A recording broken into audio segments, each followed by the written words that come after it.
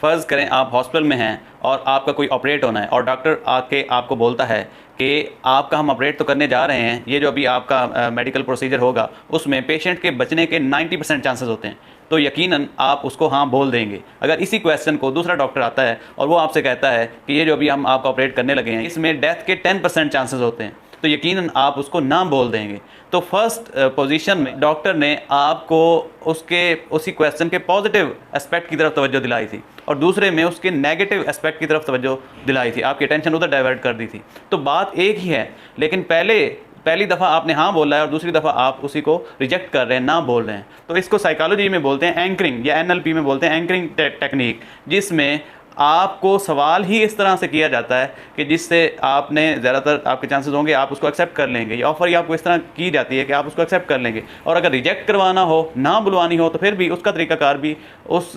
Point کو high light کر دیا جاتا ہے، نیگیٹو اسپیکٹ کو ہائی لائٹ کر دیا جاتا ہے، جس سے زیادہ تر چانسز یہی ہوں گے کہ نیکسٹ بندہ جو ہے وہ اس کو اپوز کرے گا، اس کو نہ ہی بولے گا۔